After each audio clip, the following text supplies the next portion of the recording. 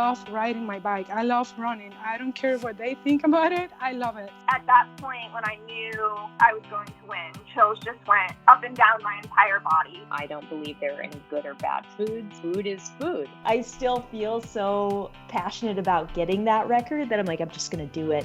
As an athlete, I was like, what's my story, or what's your story? What can you learn from it? And what can you teach people?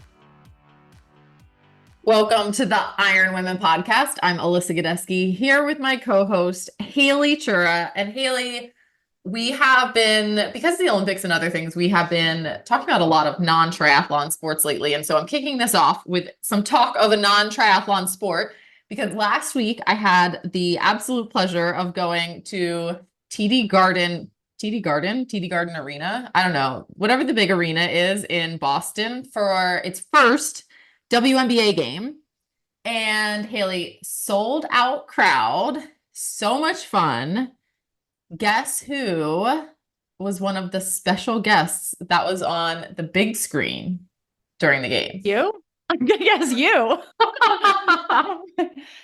Who was it? Oh, wait, is it the basketball guest or just a special guest? Like is it a celebrity guest? The special guest was a celebrity. Okay, so think about the game was 2 days after Super Tri was in Boston. Was it Katie Zafiris? No, close though. It was Taylor Spivey. She got on the big Taylor Spivey medal. Okay. Yeah. And so it was like a super fun, random, weird, like real life triathlon in basketball, like in real life moment. So that was really fun. She looked super cute. Okay, She's so down Taylor sitting courtside with her medal, and yeah, it looked like she had a blast. We should really publicize this more for like the perks of being an Olympic medalist, that you could be courtside at a WNBA game. I mean, I feel like that would inspire a whole new generation. I know. And there was a lot of little girls there who I'm sure were inspired. Haley, it was first of all, so walking in, I have to say, I got goosebumps. It felt, nothing will ever compare to how it feels to be like in an arena where Taylor Swift was playing, but it was a very similar feeling with like how happy everyone was, how excited everyone was, and just like so nice. It was so nice. And everyone just had so much fun. Everyone was so loud. Like when they do the loud thing, I mean, if you want to get an arena to go loud, you put 19,000 women into the arena, including many little girls, and it gets so loud. It was really fun. Records were broken. It was like on the news. The people serving concessions, I overheard them talking on our way out, and they were like, we didn't know what to expect. We thought it could have been a bust, but this like exceeded expectations. This was so good. So I'm really proud of the New Englanders who came out on a weeknight to make that happen. I think that set the stage. Because there isn't a WNBA team in Boston, correct? You were watching the Connecticut Sun play. Was it the LA Sparks? Yes.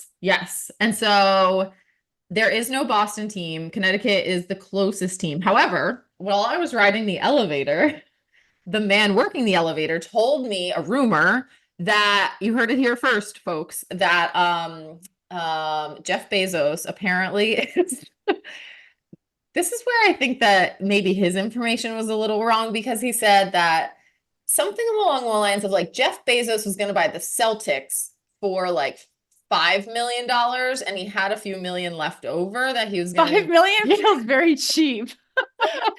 Where he was gonna use to build a WNBA team. And so I was like really excited and I went with it. And then I sat down and I was telling Matt, and then I was like, wait a second, you can buy the Celtics for $5 million. So something average home price in some states. But anyway, who knows? Maybe it's coming.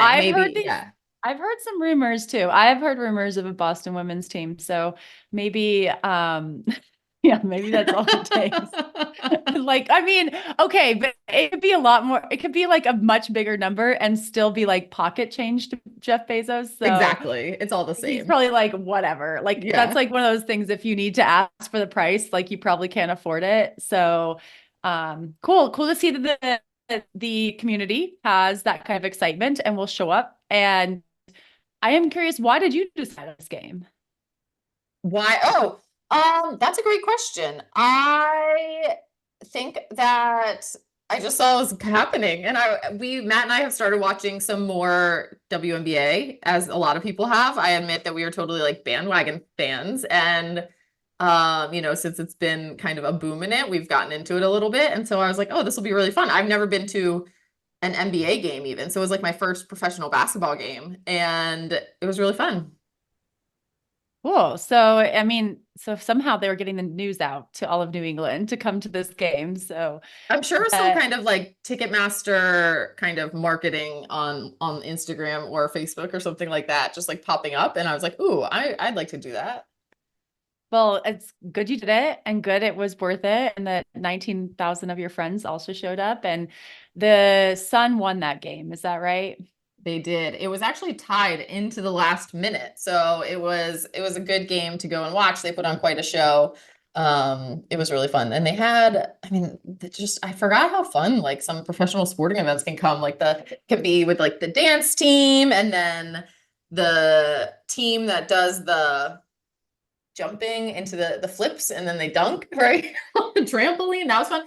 And then they had this one, Haley, that it was a girl, she was probably like 10 years old. And so she stood on one side of the basketball court, and then they had a goal. Like the goal, I kid you not, it was like a hockey size goal. Okay. So not big, right? Like ice hockey size goal on the other side with like a tiny little hole for the golf ball to go in. And they were like, all right, little girl, if you putt this golf ball across the entire basketball court, you get $1,000, or no, $10,000 if it goes in the hole. Right. And so Haley, she putted, and it came so close. It was like, so it was the closest thing ever. It was so exciting, even though she didn't, but she got $1,000 because she hit the board or something. And then they gave her another chance, and she hit the board again. So she ended up, I think, with like $2,000 or something. So that was it was $2,000 and possibly potential motivation to go join like the LPGA tour and make that at least tens of thousands. I don't know how much. I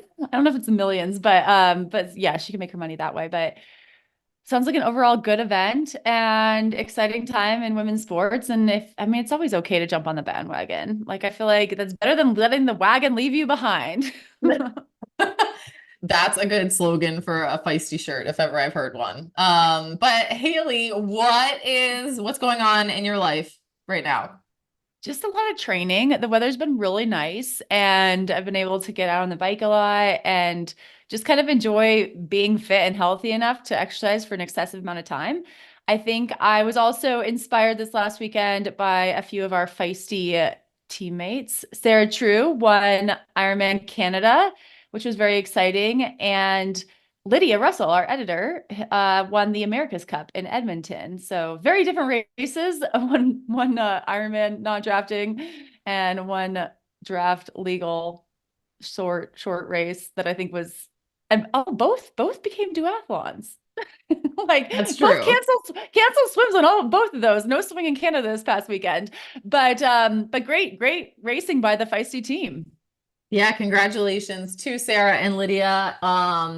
Haley, speaking of exercising for excessive amounts of time, I did have the pleasure this week of also going out and intercepting Tara Dower on the Appalachian Trail. So she is currently trying to go for a fastest known time, an FKT on the Appalachian Trail. She was headed southbound. So as we record this, she is 2 weeks into her attempt. I saw her about 5 days ago, and then again a couple days ago. And Haley, I was like a little jealous, but also not jealous at all seeing it and seeing how hard this sucker looks. And Tara's absolutely crushing it. We have had Jennifer Farr Davis, who is the current female record holder on the Appalachian Trail, on the podcast.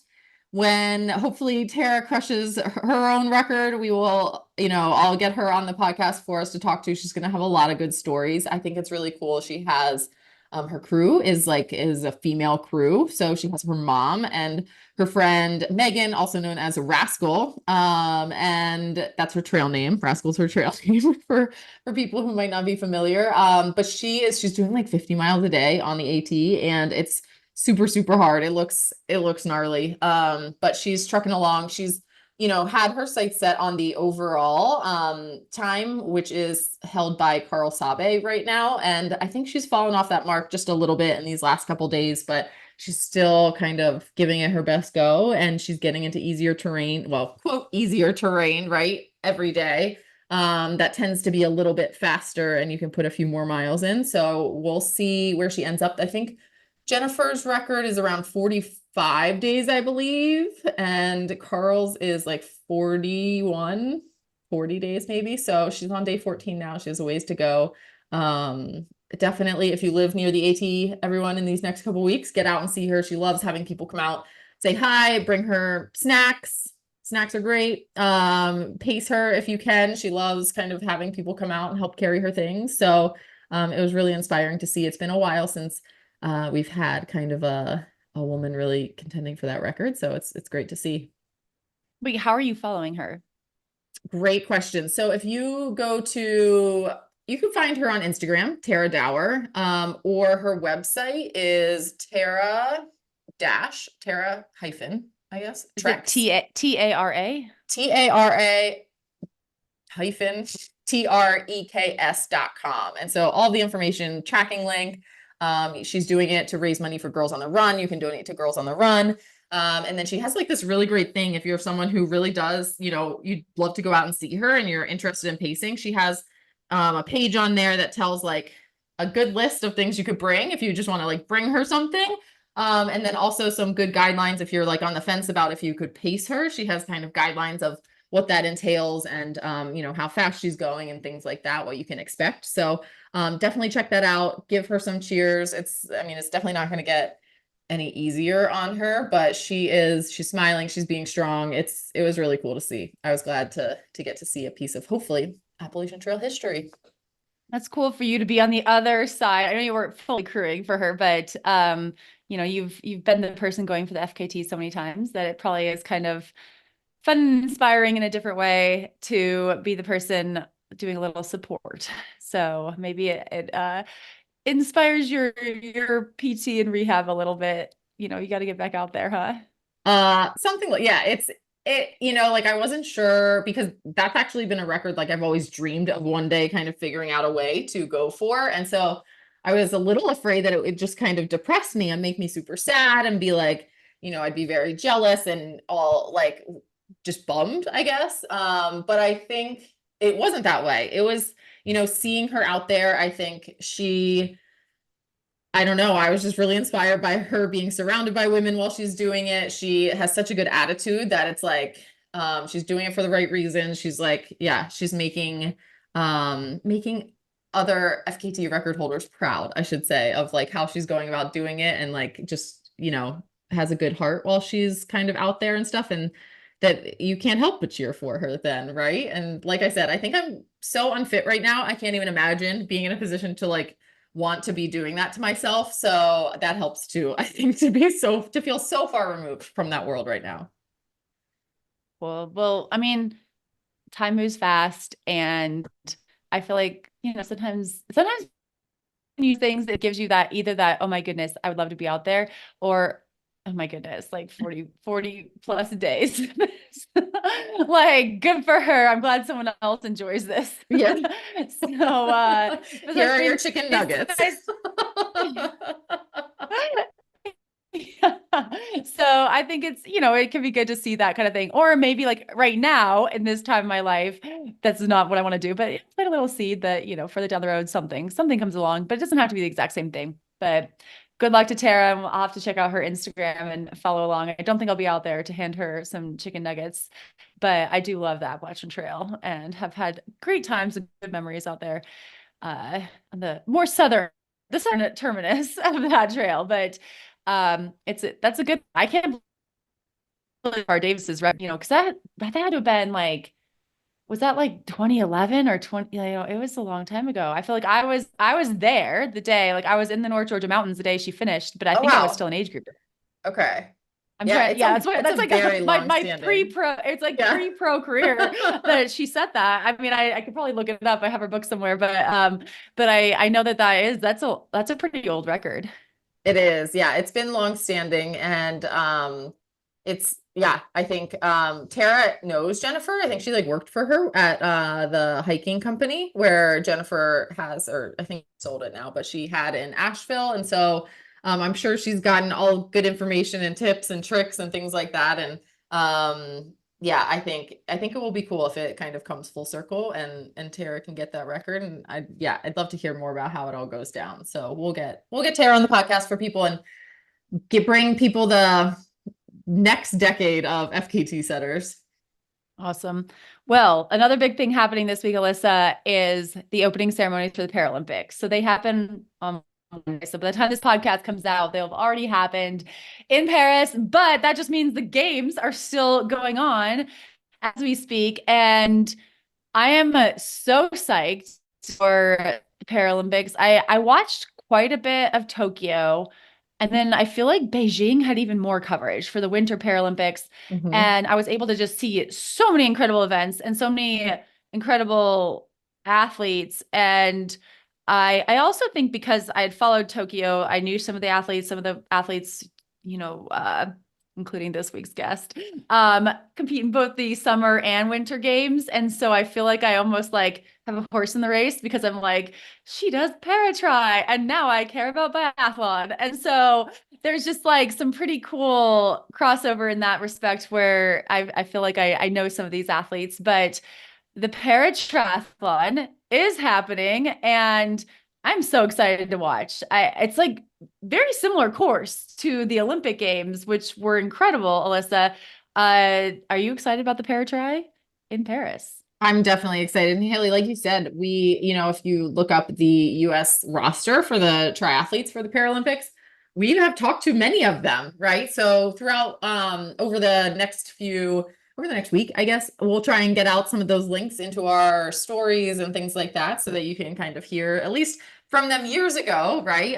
But it feels like we kind of know some of them and can cheer for them. And I think it's going to be really exciting. And yeah, like you said, I think it only got me more excited getting to see the Olympic triathlon a couple of weeks ago. And so, yeah, now I'm excited for round 2. Yeah. And so if people aren't quite as familiar with the paratri setup in the Paralympics, all the athletes race sprint distance. So 750-meter swim, 20-kilometer bike or hand cycle for the wheelchair athletes, and 5K run or racing wheelchair for the wheelchair athletes. And it's very exciting. It's definitely like looped courses, and the races are happening either on September 1st or September 2nd. They are at like 8 a.m. and 10 a.m. Paris time, which does mean like midnight, 2 a.m. for you and me.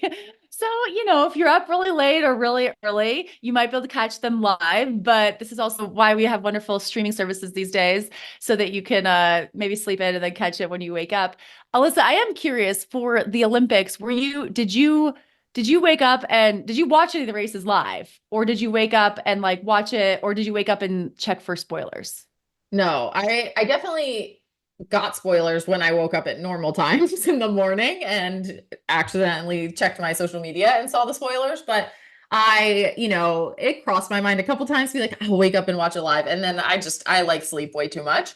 But what I do is I use YouTube TV. I think I watch some of it on Peacock, some of it on YouTube TV. And I just checked, Haley, my YouTube TV setup. And so I had it just set to record Olympics, like anything Olympics, it would record, it would throw in my library so I could pull it up anytime.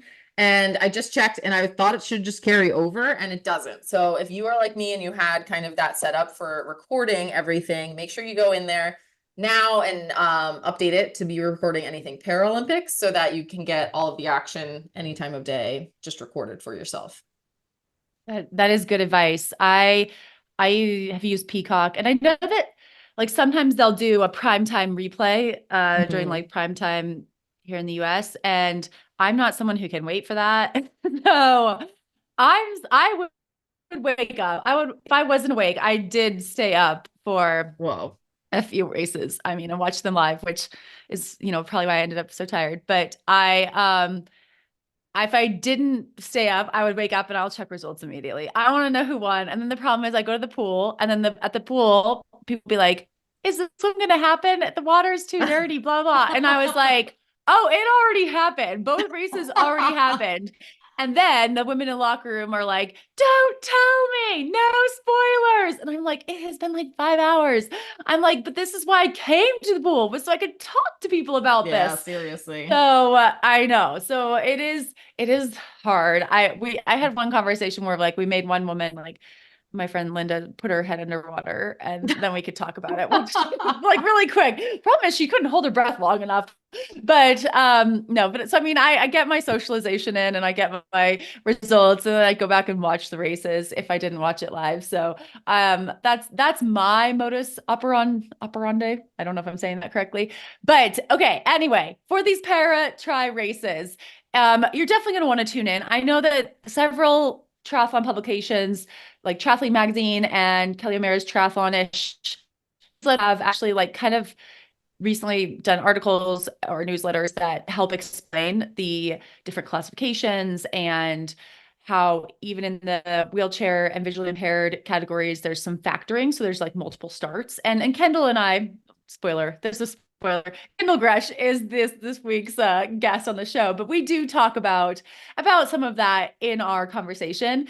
But honestly, I saw this quote from Hunter Woodall, another Paralympian, who really suggested that people just watch the races and not worry about necessarily going into this, knowing about the different classifications, knowing about the different events, because the commentators for these races are really good. They're really good and they're going to explain it. And I feel like even just watching the Olympics, there were certain events that I don't understand the scoring in gymnastics or diving or trampoline. I think the croissants and commentary podcast kind of went into that for a few episodes where they were like talking about scoring and trampoline, and that is, or synchronized swimming, artistic swimming. Just because it's not what I do every single day, but you can pick it up pretty quick. And so I think that that'd be my encouragement to any of our listeners who think they don't know enough about any of the sports, but go watch. They're incredible athletes, and it's going to be a good show. Yes, I agree. And to help get you even more psyched for that triathlon race, Haley, tell us more. Well, you already told us who the guest is, I guess, but tell us more about Kendall. I know. I feel like, well, I mean, I don't know why I tried to keep it secret. It's like the title of the show. People have probably already like figured this out, but drum roll, please. Kendall Gretsch is this week's guest on the show. And so Kendall is a 6-time Paralympic medalist. 4 of those are gold, including a gold in the incredibly dramatic win at the Tokyo Paralympics just 3 years ago. Alyssa, you remember we had Kendall on a show after that race and she won. It was like a sprint finish. She won by, it looks like less than a second over Lauren Parker. It was so much fun to watch. And we did talk to her after that race, but since then she actually went on and won another Paralympic gold in the Beijing Winter Games in the 10K biathlon, also another very close finish. So I talked to Kendall while she was at her training camp in France with the US Para-Tri team. She told me all about camp life, her thoughts on the course and how the race could play out in Paris, including that always dramatic swimming situation in the Seine. Yes, it continues. It continues and gets even more dramatic, Alyssa, but you'll have to hear Kendall talk about it. Kendall also told me how much she's looking forward to just the hype of the Paralympics without COVID restrictions that the athletes were encountering in Tokyo. It sounds like tickets are nearly sold out. There are going to be like millions of people cheering in Paris. And then of course, millions of us online streaming from home. And I cannot wait. But in the meantime, here is my conversation with Kendall Gretsch right after a word from our sponsors.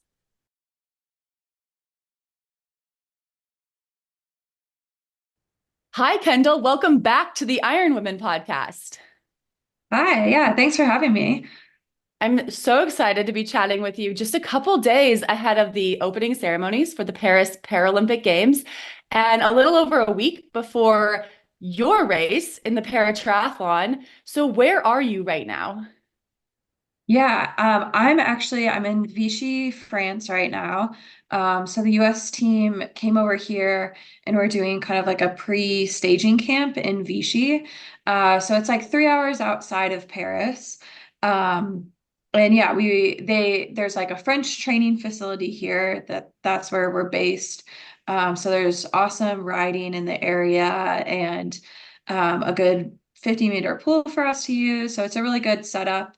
And then, yeah, we're at kind of a training facility. So like all of our meals are here. And so it just makes it pretty simple, just leading in and good time to just kind of focus on training. So, yeah. Yeah, what is a basic day in the life like at a Paralympic training camp? Are you training all day? Are there meetings? Do you get to go through team processing and get all your USA gear, or has that already happened? Yeah, so we actually haven't gone through the processing part yet. So we'll move into the Athletes Village in Paris on Monday. And then I think on Tuesday, that's when our team gets to go through like the really fun welcome experience where we get to get all of our gear and everything. So definitely we're looking forward to that. But yeah, for right now, it's honestly, it's pretty simple. Like I would say typically during the day, everyone's has like 2 to 3 workouts that they're doing. So yeah, it kind of varies. Like, there's usually a swim time. And we have, I would say there's like 3 main coaches that are out here with the athletes. So everyone's kind of on their own schedule, just depending upon their coach. So yeah, there's like usually a swim option during the day. We have certain times at the track booked. And then for riding, everyone's just kind of going out on their own or like in groups, and just getting their workouts done. So yeah, it's pretty simple because there's like nothing else life-wise that you have to worry about when you're at a training camp. Um, so the days are pretty relaxed here, and yeah, we have a PT traveling with us, so we can get in like a massage or any sort of PT work we need with her, and then there's a recovery center here at the training facility that we're at, so people are utilizing that as well. Yeah. You mentioned going to Paris on Monday, and I think the opening ceremonies are on Wednesday. Are you going to participate in those opening ceremonies? I'm not going to do the opening ceremonies. Yeah, I kind of debated it because it's not, we have a couple days before our race before from like opening to race day. But our schedule, since we race so early in the morning, like all of our familiarizations and things like that are on a pretty early schedule. So we're going to be on like 5 a.m. buses, and I think the opening ceremonies, they told us you probably won't get back till at least 11 p.m. So yeah, unfortunately I won't be doing opening, but I'm staying all the way through closing. So I'll have a number of days after our race just to kind of be a fan and go and watch all the other sports and then go to closing ceremony. Will you stay in the Paralympic Village? I will, yeah. So I'll be in the village the whole time. Um, yeah, I think most people will be doing that. It's just staying in the village. What is that like? Do you have a roommate? Do you have your own room? I mean, do you know? Yeah, so I'll have a roommate.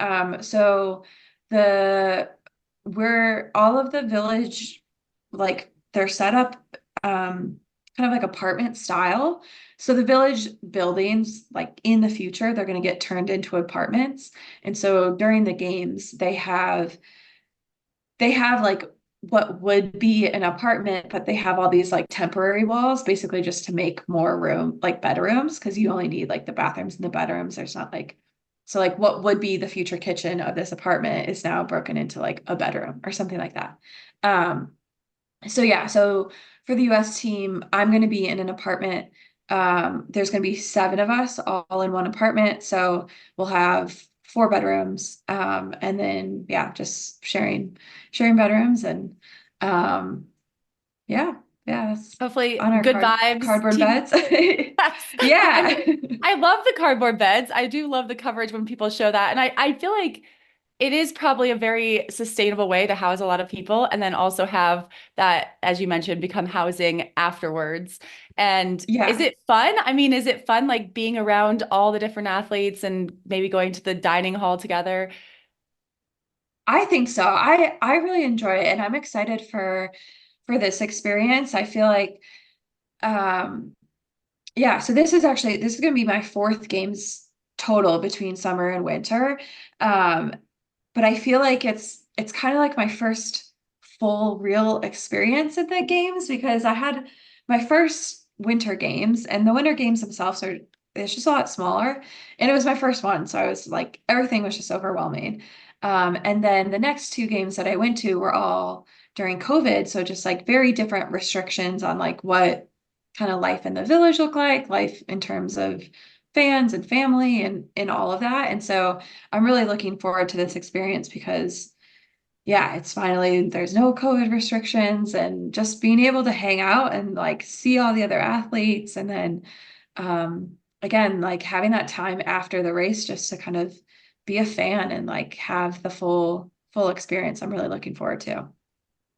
At the 2020 Games in Tokyo, you were the US's only para-tri wheelchair athlete. And this year, I believe you are joined by Amelia Perry, another Team USA Paralympic rookie. Does having a teammate compete in your same event change anything for you? Yeah, I am super excited to have Emmy there. So yeah, Emmy joined. So I'm actually part of the resident team program, which is a paratriathlon team that's based at the training center in Colorado Springs. Um, and so I've been a part of that team since 2019, and then Emmy joined last year. And yeah, it has been so fun to have someone to train with and just like do our track workouts together or go on bikes together. And it's been super cool because yeah, Emmy's really new to triathlon.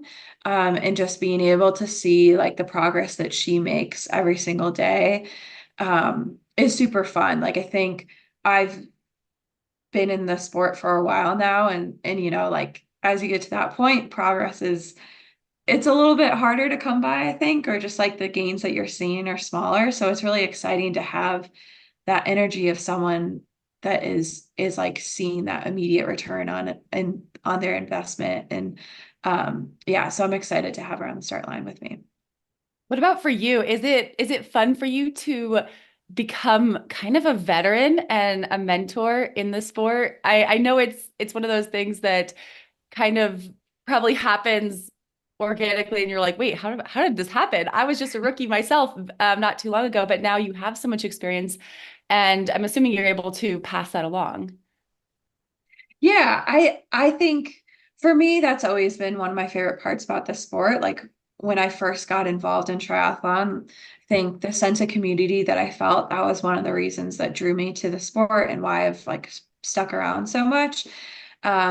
And so yeah, that personal connection is so important to me. So to be able to have that and kind of be on the opposite side of it now of um yeah, just having some people that you can mentor, but like when it comes down to it, just having someone that you're a good friend with, I think that's really important. And I think outside of just the US team, I've really tried to just get to know the other athletes that I'm competing against as well. And I think that for me seems like a big difference between Tokyo and now Paris, is just like the number of international athletes that I feel like I can call a friend. And so yeah, I think that whole connection with everyone else has been so important for me.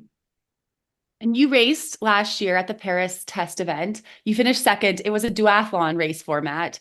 And the Yes. course, your course that's coming up next week is actually very similar to the Olympic event that was held a few weeks ago.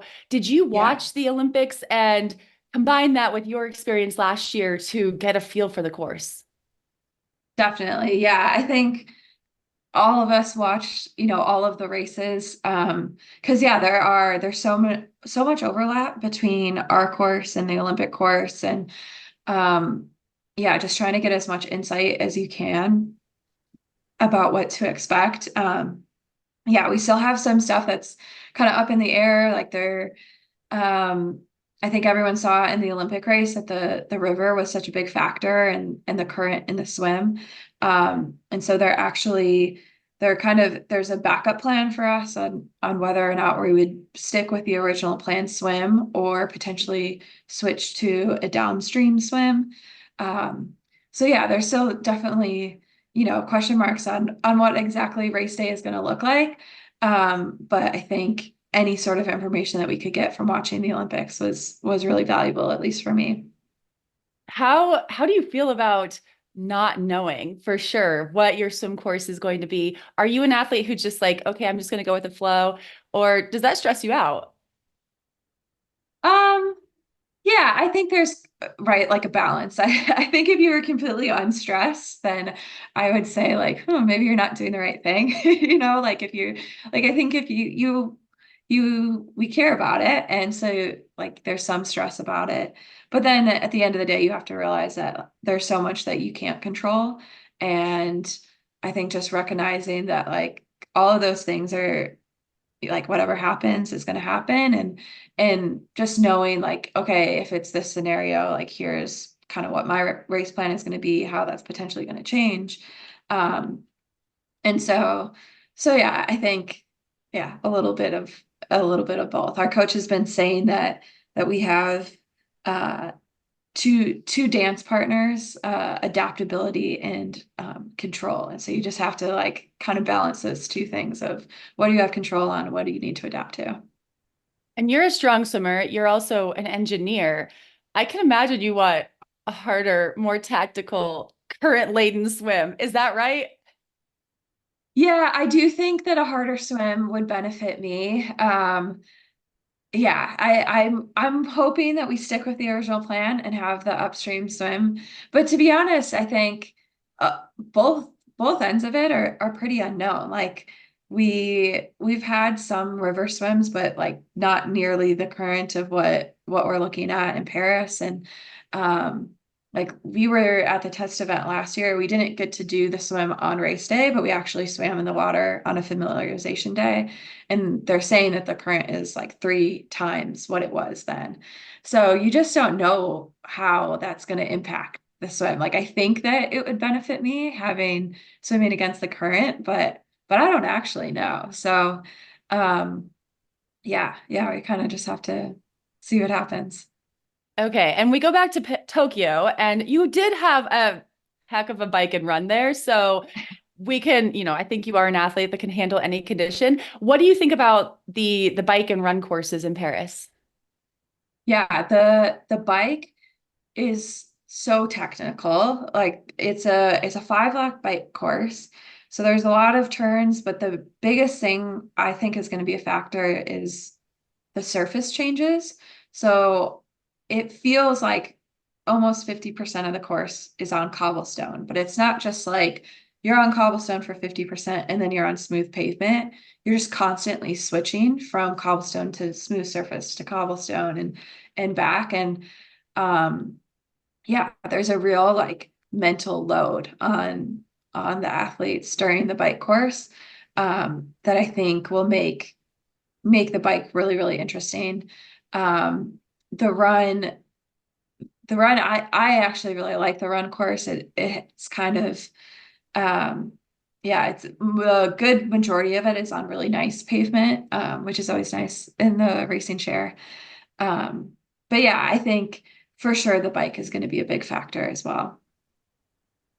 What about I know you're probably not looking at the surroundings while you're racing, but this course looks amazing. I watched Yeah. the Olympic race, and I'm just like, these iconic buildings that you're racing past. It's so cool. And then it sounded like the crowds were pretty impressive.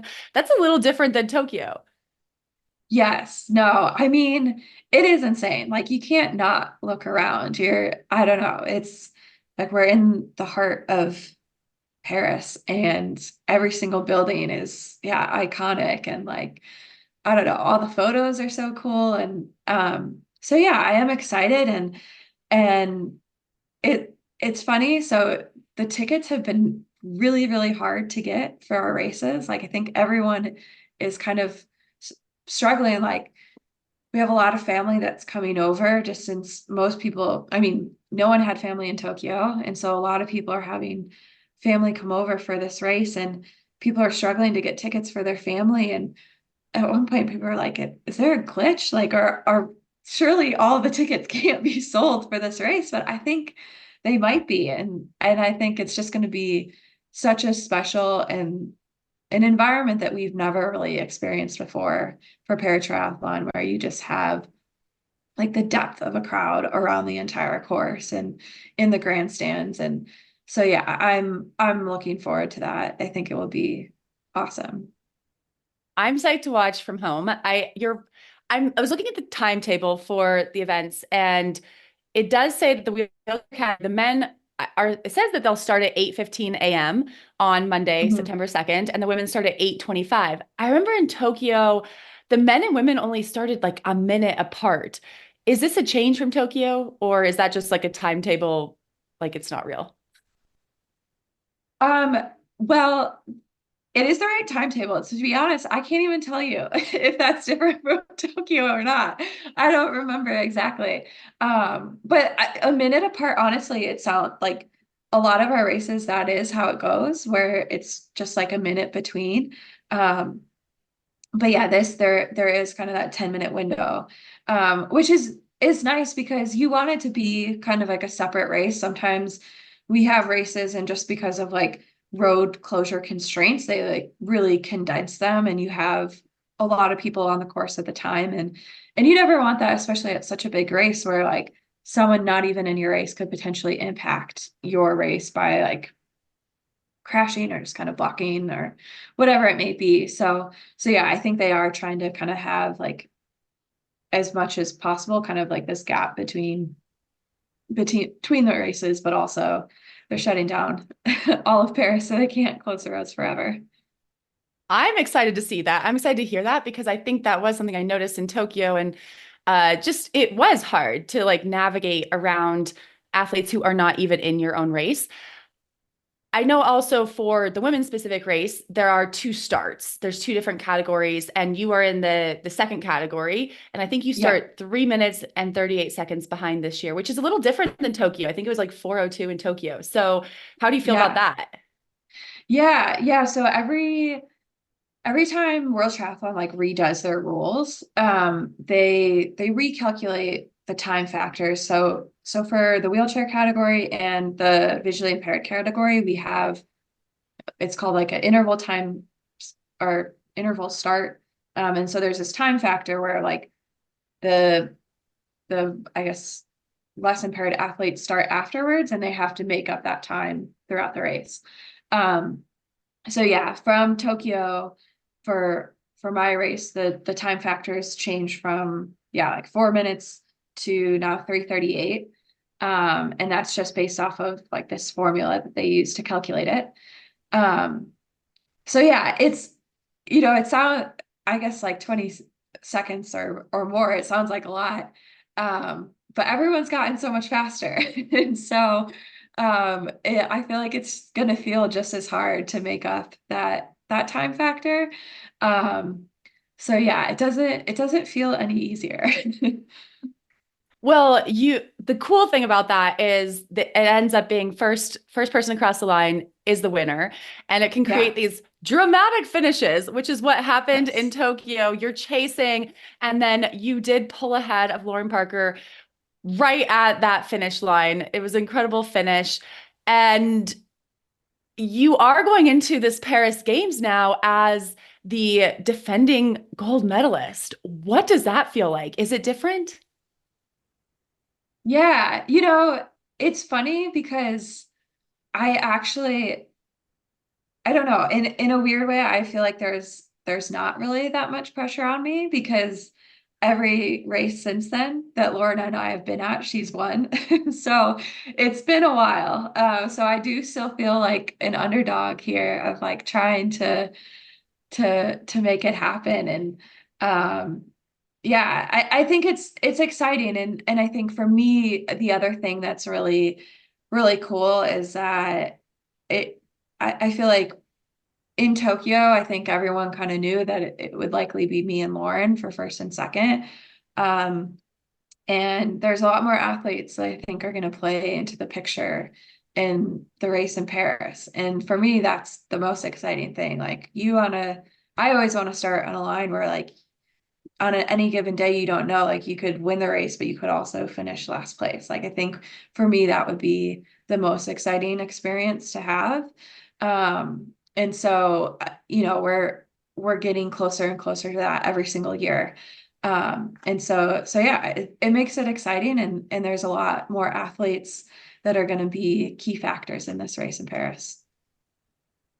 Just 6 months after your big win in Tokyo, you competed in the Beijing Winter Paralympics, where you won another Paralympic gold medal in the 10K biathlon event in another very dramatic finish. You were just 8 seconds ahead of fellow American Oksana Myers. And last time we talked, you did talk about the specific work that you do to develop your finishing kick. But do those races just add to your own confidence that you know how to finish a race better than basically everyone else in the world? Ooh, I don't know. That one's funny because for the winter races, it's different than triathlon. There's not like the time factor. It's all like time trial based. So throughout the race, like you don't really know where you are. So I think that one is maybe less about like knowing how to finish a race, because you're just going as hard as you can at the end and like hoping it works out. So yeah, I think in that one I didn't really know in the moment how close it was. Um, but yeah, I do think that's something like in general in training, I just know like I finish really strong on sets and that's just kind of a trend that I see and yeah, there is confidence that you can gain from that of just really understanding and being able to trust that like okay, here's when I can really start pushing and like trusting that your body can hold that for a certain amount of time. Um and yeah, just kind of yeah, like knowing that you know, historically you would know that you're not going to fade. And so yeah, I think that definitely plays into my race plan.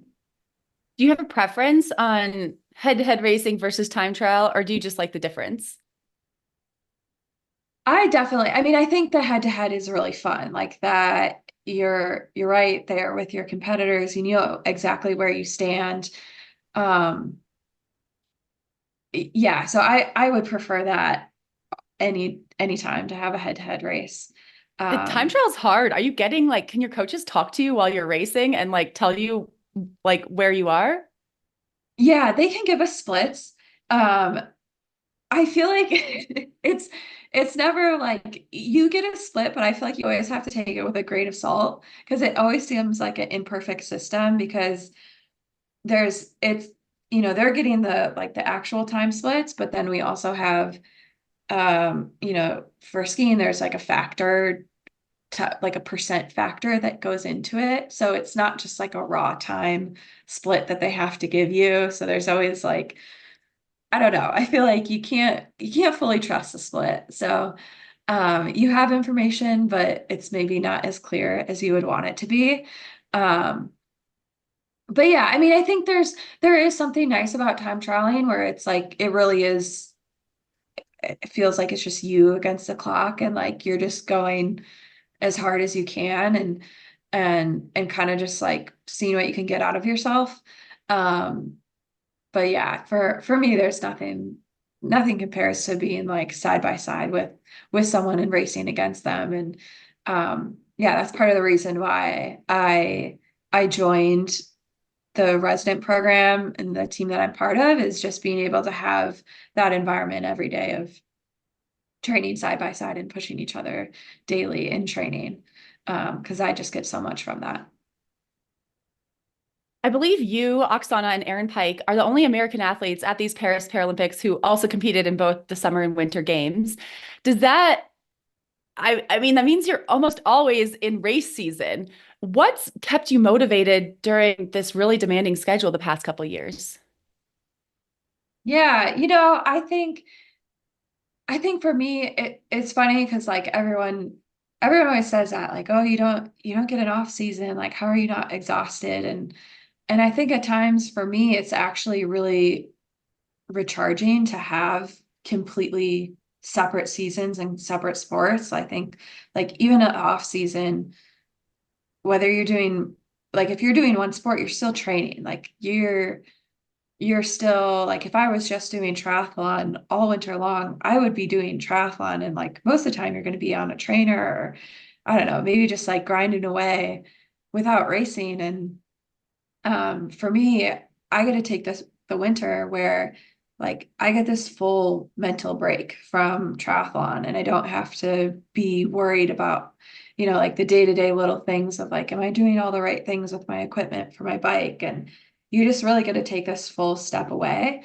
But I'm also like, I'm staying fit because I'm doing another sport, but I also stay in that competitive mindset. And so you kind of get those little like, yeah, bursts of energy from competing. And I think, yeah, for me, it's actually, I feel like it's a really nice thing to have a completely separate break. And in those winter games, you race several events, but in summer, it's just the one para-tri event.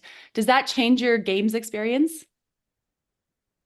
Yeah, I mean, it definitely puts so much pressure on one day, which is, yeah, it's crazy. You like 3 years of all the training since Tokyo are just about this one day, really.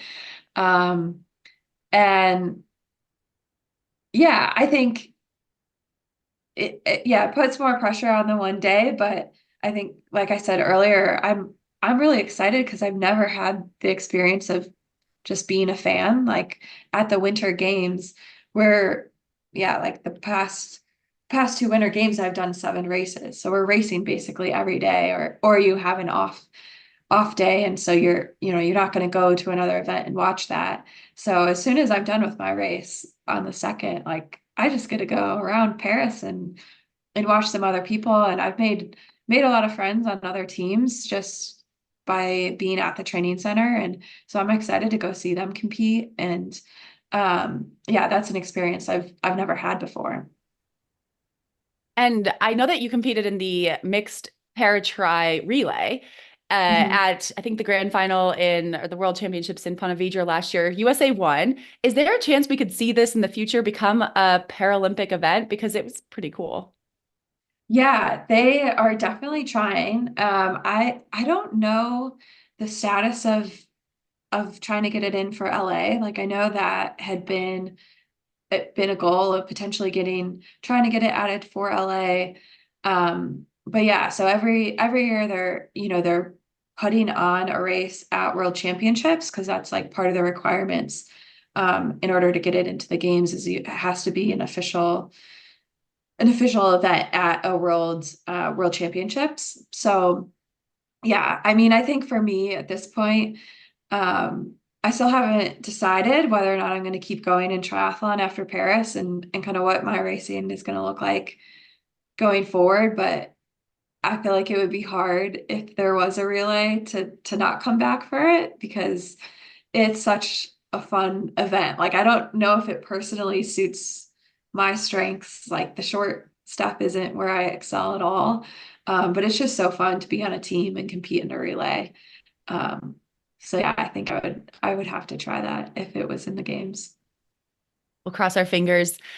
You've mentioned how excited you are to watch some other events. And I read that this Paralympics is the first games that will feature a Team USA house where athletes can meet up and socialize, watch other events. And I know the feisty media coverage of the Paris Olympics featured a stop at that Team USA house, and it looks like so much fun. So are there specific things that you're looking for to see, certain events? Are you going to go to the Team USA house? Because you race on the 2nd and the games go through the 8th. Yeah.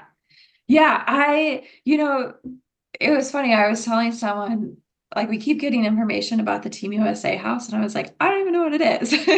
But it sounds cool. And so, yeah, I'm sure that I'll go over there at some point and, um, yeah, kind of be a part of that environment. And in terms of other sports, like I have some friends in cycling, so I'd love to go watch cycling or go to the track or I don't know, wheelchair basketball. Like really, I'm game for anything to go watch, like whatever I can get tickets to.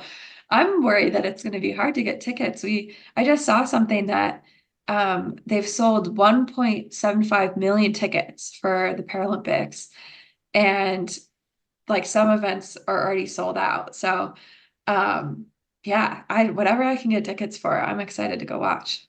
These are exciting problems to have. And I Yeah. mean, give yourself through the 2nd, and then you can become like I don't know, StubHub master. I don't know exactly. I don't know what the ticket resale situation is like in Yeah. Paris, but I feel like, I mean, you can manage that, but focus on your own race first. Kendall, I read in 2022, you established the Kendall Gretsch Foundation for Adaptive Athletes. Can you tell us more about this fund and why you started it? Yeah, so my family and I, we started this fund through the Illinois Spina Bifida Association. Um, and yeah, it's a way for right now, it's just families within Illinois and kids and adults with spina bifida. If they have they can get a certain amount of money in reimbursement to cover registration fees for adaptive sport programs, or there's a lot of times just accessing adaptive sports within the state, especially families that are in the southern part of the state. They're driving a lot, so it can cover gas fees or hotel fees for them to participate. And I think sports has been such an important part of my life. And I feel like I was lucky enough as a kid that I could participate in mainstream like sports. Like I played on a softball team and did my local swim team. And but for some kids, that's not an option. They need to have adaptive sports equipment or play on a wheelchair basketball team. And we just want to make that opportunity as possible, like help make that an opportunity for as many kids as possible. So that's why we started the fund. And yeah, it's still small, but we're really trying to grow that and hopefully expand and in the future include more states, and really the idea is just like filling in the adaptive sports space in the state right now. We'll definitely include that link in our show notes in case that anyone wants to donate or learn more. I think it's very cool that you're already giving back, even while you're active and planning more for other people to join you. In my research, I also found an article about your participation, I think, in a summer book club. And I love reading. I don't get to do as much of it. I have a very inconsistent book club myself with a few friends, but I'd love to know, what are you reading right now? Are you reading anything while you're at camp leading into these Paralympic Games? Yeah, I would say my reading is definitely hit or miss. My family actually does like a summer book club every single year. I didn't participate this year. The book was like a little bit heavy, and I was more on the like reruns of Schitt's Creek. That was where my mental space was at this summer. So not currently reading anything. But yeah, maybe once the games are over and I've got a little bit more mental energy, I'll get back to reading. Fair enough. I'm similar. Like when I have a race coming up, it's wild. Like I can't read about anyone else's drama. I feel like I Yeah. have enough in my own life. I'm like, I have to get all my gear to like this race. And what if, anything goes wrong? And I'm like, I can't worry about, this fictional character or even like nonfiction character. I'm like, no, I have no space for anyone else. Yeah. I started reading a book. It was about like a tennis player that was trying to make a comeback, and I was like, oh, this Carrie is too Soto is sportsy. back? Is it Carrie Yes. Soto is back? Yeah, that Yes. was Oh my goodness, you won't believe this. I had the same problem. It was like I picked Yeah. that for my own book club, and I got through like 20 pages and I was like, it hits too close to home. Also because I'm older than you, so Yeah. I'm like but I've heard it's an amazing book. Actually, our editor, Lydia Russell, she messaged me. I felt so bad. She's like, what an amazing book. And I was like, yeah, amazing book. But there's still time. We can go back to that. I know. That's what maybe I'll go back, but I read it and I was like, I'm not enjoying this. This is like more stressful. It's Yeah. okay. So After Paris, you could just like, watch the other games and then, just go on like a reading vacation, read everything, while you're like recovering and dreaming about snow. But yeah. Kendall, thank you so much for sharing so much insight into these upcoming Paralympic Games. We are going to be rooting for you and all of Team USA. And I might even be awake. I hate to admit sometimes that I'm awake at, 12 midnight, which is when your race will be happening for me here in Mountain Yeah. Time. But I can't help it. I love watching it. So, every once in a while, I think it's okay to stay up late, but or get up very early, depending on your time zone. But Kendall, have the best time, but good luck.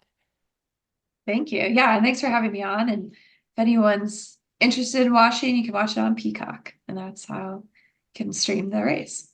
Yes, at any time of day. I think you can even watch it later. So if people don't want Yes. spoilers, that's a good Yeah, way if to you're not do it. awake, you can watch it later.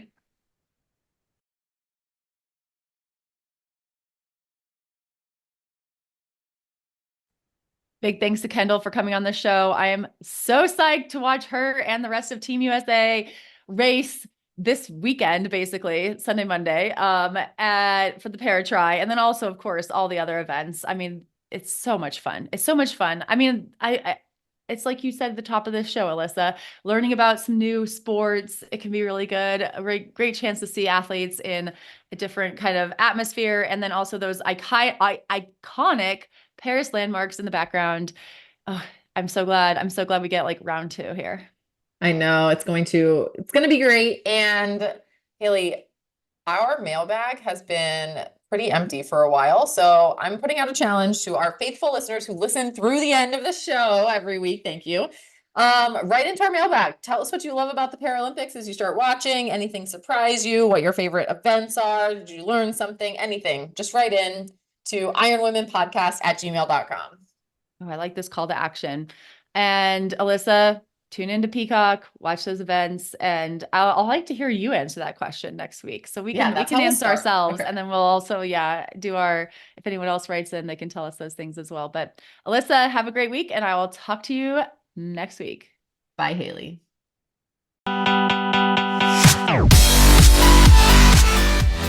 You've been listening to the Ironwomen podcast, hosted by Haley Chura and Alyssa Godesky. Ironwomen is a production of Feisty Media and is edited by Lydia Russell and produced by Ella Natishan. Head to livefeisty.com to find more podcasts, stories, and fresh perspectives. Thanks for listening.